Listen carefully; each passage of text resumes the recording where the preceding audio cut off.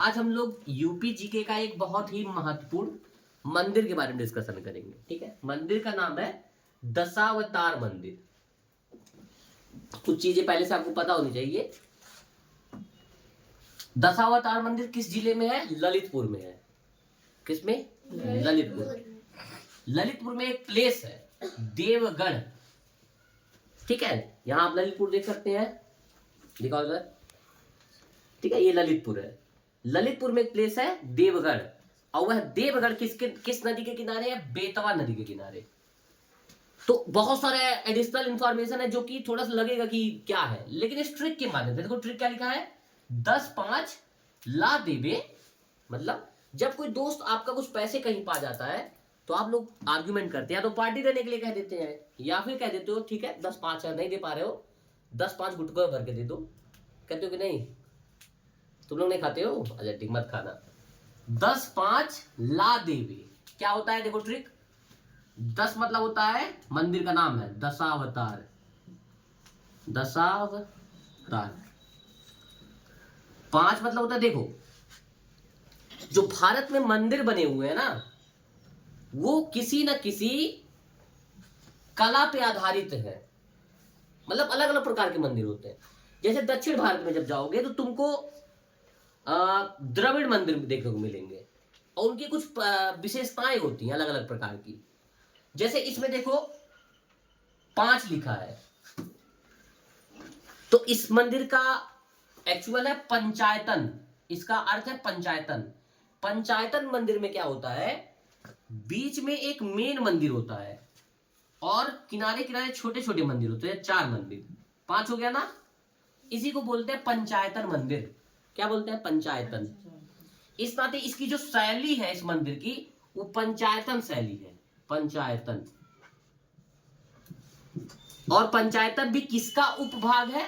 एक और शैली होती है नागर शैली। नागर शैली में भी यही चीजें होती है पंचायतन जैसी। तो ये नागर शैली का भी क्या है? उपभाग है, नागर शैली। समझ गए ना? ठीक है, तो 10 मतलब दशावतार किस शैली का है? पंचायतन शैली का। ला से क्या याद करेंगे? ललितपुर। ललितपुर। और क्या खासियत है ललितपुर का? आपको पता होगा, ललितपुर उत्तर प्रदेश के बाद एक ही जिले के साथ सीमा बनाता है। बहुत कम इसका बॉर्डर यूपी से सटा है। थोड़ा सा काट दोगे तो ये मध्य प्रदेश के अंदर चला जाएगा।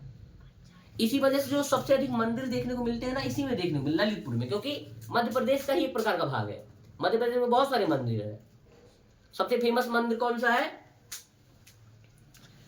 खजुराहो मंदिर, वही पैसा है। हाँ, उसी हो गई खजुराहो, बहुत फेमस है।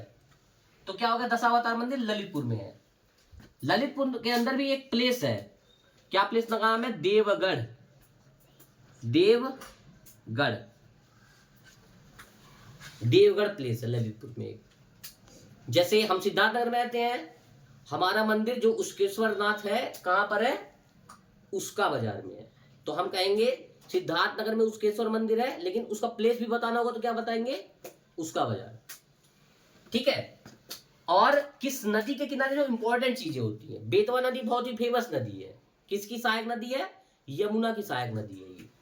तो वैसे बेतवा नदी के किनारे, बेतवा नदी के किनारे,